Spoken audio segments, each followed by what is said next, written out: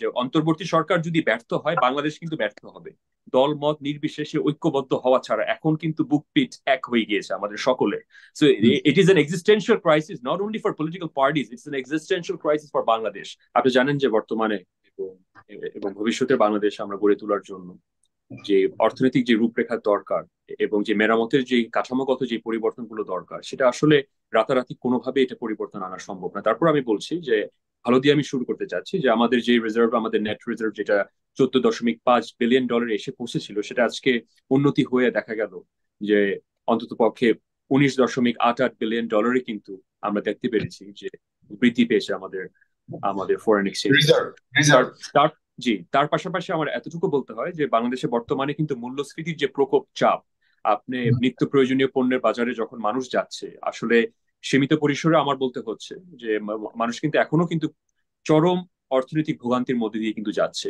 আপনি যদি উত্তর অঞ্চলে যদি আপনি যেয়ে দেখেন, আপনি নিত্য প্রয়োজনীয় পণ্যের দাম 500 টাকার একটি একটি বাজারে যখন মানুষ যাচ্ছে 500 টাকা নিয়ে, অতীতে যখন আপনি 5টা থলি পাতো, আজকে কিন্তু একটা থলে কিন্তু সে ক্রয় করতে পারছে না। তো আমি এটা বলছি না যে 1 মাসের মধ্যে অন্তর্বর্তীকালীন সরকার সবকিছু এসেই পরিবর্তন করে ফেলতে পারবে, এটা কোনোভাবে কোনো সরকারেরই কোনোভাবেই সম্ভব না। তবে একটা জায়গায় আমাদেরকে প্রশংসনীয় উদ্যোগকে আমাদের সাধুবাদ জানাতে হয়, সেটা হচ্ছে বাংলাদেশের ফাইন্যান্স মিনিস্টার, আমাদের মাননীয় অর্থ উপদেষ্টা, বাংলাদেশের কেন্দ্রীয় ব্যাংকের গভর্নর সব, এবং একই সাথে বাংলাদেশের প্রধান উপদেষ্টা যে অর্থনৈতিক উদ্যোগগুলো নিয়েছে, আমি বিশ্বাস করি বাংলাদেশের ব্যাংকিং খাত এবং বাংলাদেশের আর্থিক খাতে এবং একই সাথে বাংলাদেশের মূল্যস্ফীতি, আমি দৃঢ়ভাবে বিশ্বাস করি যে নিয়ন্ত্রণ করা অবশ্যই সম্ভব হবে। কাঠামোগত যে পরিবর্তনগুলো দরকার, আমার প্রস্তাবনা ছিল যে ব্যাংকিং খাতে যে যে হারে দুর্নীতি হয়েছিল, আমরা ভোকালি অতীতে সবসময় আমরা বলে এসেছি যে ভবিষ্যতে এই দুর্নীতি থেকে কি করে রোধ করা যায়, এবং আমার একটা সুস্পষ্ট প্রস্তাবনা থাকবে। আমি সাগর ভাই, আপনার এই অনুষ্ঠানে আগেও আমি বলেছিলাম এবং এখন আরো জোরালো ভাবে, আরো কঠোর ভাবে আমার বলতে হচ্ছে, ভবিষ্যতে যত ঋণ বরাদ্দ করা হবে, এটা মনে রাখতে হবে কাস্টোডিয়ান অফ ডিপোজিটার্স মানি, ব্যাংকের পরিচালনা পরিষদে যারাই নিয়ন্ত্রণ বোর্ডে যারা থাকবে, তাদের অবশ্যই অ্যানুয়াল রিপোর্টের মাধ্যমে যেই ঋণ বরাদ্দ করা হচ্ছে সেটা পাবলিকের কাছে, জনগণের সামনে সেটা উন্মোচন করতে হবে, প্রকাশ করে দিতে হবে অ্যানুয়াল রিপোর্টের মাধ্যমে। সেটা প্রথম কথা। আর দ্বিতীয় কথা হচ্ছে বাংলাদেশের করদাতার অর্থ দিয়ে যেই পরিমাণ আপনি টেন্ডার বাণিজ্যের মাধ্যমে যেই পরিমাণ দুর্নীতি হয়েছে, এই খাতেও যদি আমরা ভবিষ্যতে যেই যেই টেন্ডার অ্যাওয়ার্ড করা হচ্ছে, সেখানে সংশ্লিষ্ট টেন্ডার পার্টিসিপেন্ট থেকে শুরু করে টেন্ডার যারা রিওয়ার্ড পাচ্ছে, টেন্ডারে যারা ভিক্টোরিয়াস হয়ে আসছে, তাদের কিন্তু এখানে প্রফিট লসের হিসাব কিন্তু জাতির সামনে কিন্তু উন্মোচন করতে হবে। তো আমার প্রথম কথা হচ্ছে আহ বাংলাদেশের শেয়ার বাজারও পর্যন্ত, আপনি জানেন বাংলাদেশে বিগত দিনে, আজকে কিন্তু বর্তমানে কিন্তু একজন ক্ষুদ্র বিনিয়োগকারী কিন্তু কোনো বিনিয়োগের কিন্তু কোনো স্থান বর্তমানে কিন্তু নেই। আজকে আপনি ফিক্সড ডিপোজিট, যেটা একমাত্র বাংলাদেশের ট্রেজারি বিল এবং ফিক্সড ডিপোজিট ছাড়া, যেটা কিন্তু অন্য কোনো দেশে এটা কিন্তু বিনিয়োগযোগ্য, কিন্তু বিনিয়োগের স্থান বলা যায় না। তো আপনি বুঝতে পারছেন বাংলাদেশের মূল্যস্ফীতির চরম তীব্রতার মধ্যে দিয়ে যাচ্ছে। অতীতে যেই যে ক্ষয়ক্ষতি হয়েছিল, বিশেষ করে মুদ্রা ছাপানোর কারণে আমাদের টাকার মান ক্রমাগতভাবে কিন্তু কমে এসেছে। তো এখান থেকে বেরিয়ে আসতে হলে অবশ্যই it will take at least, আমার দৃষ্টিভঙ্গি 6 থেকে 9 মাস লেগে যাবে, যদি আমরা মূল্যস্ফীতিকে আমরা যদি 5 থেকে 6 শতাংশতে আমরা কমিয়ে আনতে চাই। তারপরও এতটুকু আমার বলতে হয় যে এই উদ্যোগগুলো বর্তমানে নেওয়া হয়েছে সেগুলো অবশ্যই প্রশংসনীয়। এবং একই সাথে আমরা অতীতে আমাদের, আমি কিছুদিন আগে আমরা প্রেস কনফারেন্সের মাধ্যমে আমরা বলেছি যে বিদেশে যে অর্থগুলা পাচার হয়েছে, বিশেষ করে টেন্ডার বাণিজ্যের মাধ্যমে, ব্যাংকিং খাত থেকে লুট করার মাধ্যমে, সেখানে আপনি যদি দেশের অর্থ যদি দেশের সত্যিকার অর্থে ফেরতও না আনতে পারেন, সেখানে যদি বাজেয়াপ্ত যদি অন্তত পক্ষে করতে পারেন, সেখানে আমাদের ইউএস ট্রেজারি স্যাংশন এখানে অপরিহার্য।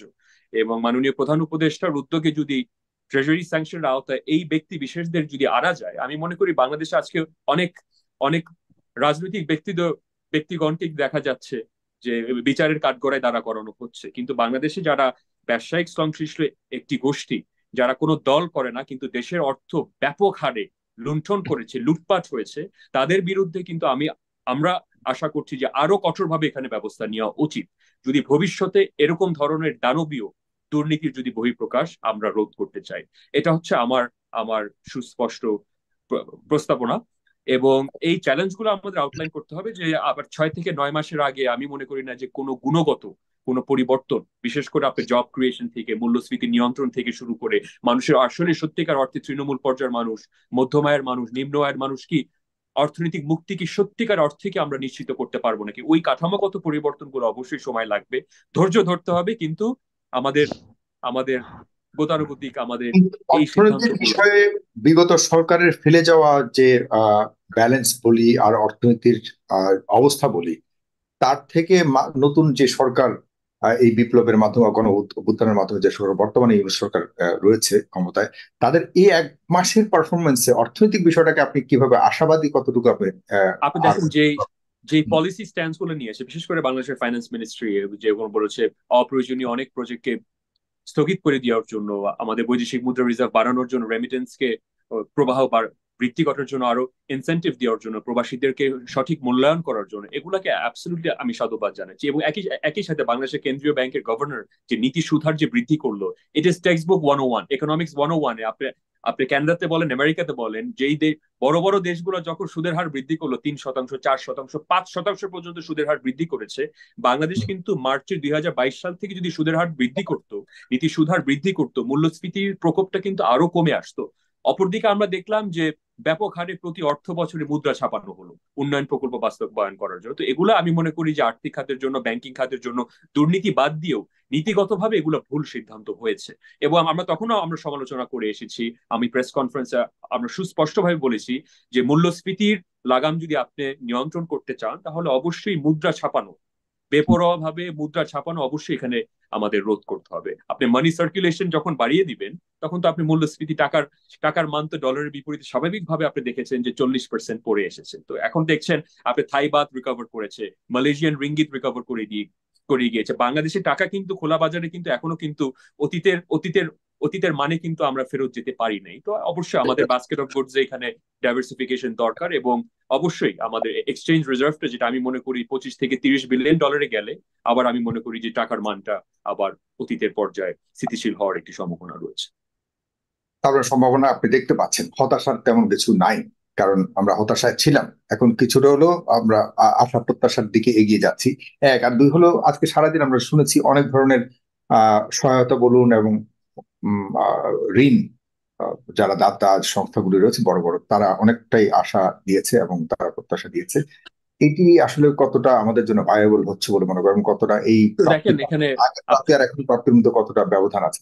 আপনি দেখেন চাইনিজ এবং বাইল্যাটারাল যে ইনভেস্টমেন্ট গুলো আসে, weather is China or India, এখন ব্যক্তি বিশেষ বা দেশ, একটি একটি দেশের ফরেন পলিসি নীতি যদি থাকে যে আপনি 10 বছর মেয়াদের মধ্যে আপনার ঋণ পরিশোধ করতে হবে, যেটা আপনার রূপপুর প্রকল্পটা যেটা হুম। আমাদের প্রাতিষ্ঠানিকভাবে রূপ নিয়েছে, যেটা 2026 থেকে কিন্তু 2026 সাল থেকে কিন্তু আমাদের ঋণ পরিশোধটা করতে হবে। এখন হয় কি, আপনি যখন মাল্টিল্যাটারাল অর্গানাইজেশন থেকে ঋণগুলো নেবেন, আপনার কিন্তু ঋণ পরিশোধের মেয়াদ থাকবে প্রায় 25 থেকে 30 বছর, এবং সুদের হার কম থাকবে। তো আমাদের যে সিদ্ধান্তগুলো হয়েছে, এটা আমরা অতীত আমি আমি বলেছি যে আমরা যদি মাল্টিল্যাটারাল লোনগুলো নিয়ে রূপপুর প্রকল্প যদি আমি করতাম, তাহলে আমি মনে করি যে অর্ধেক দামে করা যেত এবং দীর্ঘমেয়াদী ঋণ পরিশোধের সময়ও বাংলাদেশ কিন্তু পেত। তো বর্তমানে আজকে যে ঋণের বোঝাটা আছে, এটা আমি মনে করি এক্সট্রিমলি চ্যালেঞ্জিং। বাংলাদেশের এই সরকারটা তো আজকে যে আরো প্রায় 20 বিলিয়নের মতো যুক্ত হওয়ার সম্ভাবনা আমরা ঋণের, বিশ বিলিয়ন 20 বিলিয়ন আমাদের রিজার্ভ উন্নতি হয়েছে, যে মানে সরি, 4.5 বিলিয়নের কিন্তু মতো আমরা আরো উন্নতি বড় হয়েছে। বড় কয়েকটি সংস্থা অনেক অনেক টাকা দিবেন, 5 বিলিয়নের মতো আইডিবি আমরা কথা প্রত্যাশা বলছে। করছি আমরা তারপরে প্রত্যাশা দুই করছি বিলিয়নের কথা ইন্টারন্যাশনাল বলছে। মনিটারি ফান্ড, আমরা হ্যাঁ, প্রত্যাশা করছি world bank, international monetary fund, Asian এগুলি কি ডেভেলপমেন্ট ব্যাংক বাড়তি থেকে যদি বোঝা হবে নাকি আসলে বোঝা কমাতে সহায়তা করবে, সেটাই জানতে এখন চাচ্ছি। এই বোঝা, অতীতের বোঝা যদি আমরা কাটিয়ে উঠতে চাই, আমার কিন্তু হুম। নতুন ঋণ নিতেই হবে। আপনি কি, আপনার কফারে কিন্তু enough enough foreign exchange reserves নেই, এটা হচ্ছে একদম চিরতরে বাস্তবতা। এবং আপনার বাস্কেট অফ গুডস, আপনার রেমিটেন্স এবং আরএমজি সেক্টর ছাড়া আপনার বৈদেশিক মুদ্রা অর্জন করার কিন্তু অন্য কোনো আর কোনো খাত নেই। তো আপনার Right. একটাই দাতা সংস্থার কাছে বর্তমানে ঋণ নিয়ে ঋণ পরিশোধ করে ভবিষ্যতে যাতে এরকম আর ভুল না হয়, সেদিকে সরকারের স্বতঃস্ফূর্ত ভাবে এবং হুম। কঠোরভাবে ভবিষ্যতে যাতে বেখেয়ালি যাতে কোনো ঋণ যাতে না নেই আমরা, এবং এই ঋণের বোঝা যাতে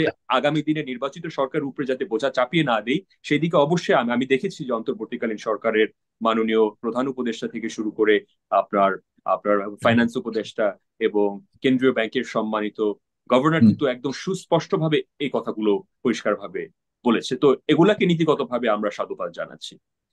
But the আপনাকে অনেক challenge is there, Shakur Bhai. The challenge is not gone. The economic challenge, এখানে there is a colossus of an economic challenge. স্বাভাবিক। সামনে যে আমাদের 18 লক্ষ কোটি অর্থনৈতিক, টাকা যেখানে পাচার হয়ে গেছে একটা দেশ থেকে, সে 18 লক্ষ কোটি টাকা আমাদেরকে তো পে করতে হবে। এর চেয়ে বড় চ্যালেঞ্জ তো বাংলাদেশের ইতিহাসে কখনো ছিল না। এই চ্যালেঞ্জে তো এখন যে সরকারই আসে চ্যালেঞ্জিং, চ্যালেঞ্জটা মাথায় নিয়ে এক্সট্রিমলি চলতে হবে। চ্যালেঞ্জিং। এবং এমন কোনো আমাদের সুযোগ তো নাই বর্তমানে, আমরা বলবো যে ওই 18 লক্ষ কোটি টাকা আগের ফ্যাসিস্ট সরকার দিবে, ভাই আমরা জানি না, এটা বলার তো সুযোগ নাই। জনগণকে না, বাংলাদেশ আমাদের বর্তমানে যে বাস্তবতা, আমার যেটা প্রস্তাবনা থাকবে যে রাজনৈতিক মহলে প্রত্যেকটি রাজনৈতিক দলের একটি জাতীয় সরকারের মাধ্যমে হলেও, যে অন্তর্বর্তী সরকার যদি ব্যর্থ হয়, বাংলাদেশ কিন্তু ব্যর্থ হবে। এবং আমাদের পুরো, আমরা ইতিহাসে বাংলাদেশে আজকে 53-54 বছর স্বাধীনতার পরবর্তীকালীন সময় আমরা কিন্তু এখন পর্যন্ত একটা ন্যাশনাল কনসেনসাস, জাতীয় ঐক্য আমরা গড়ে তুলতে পারি নাই।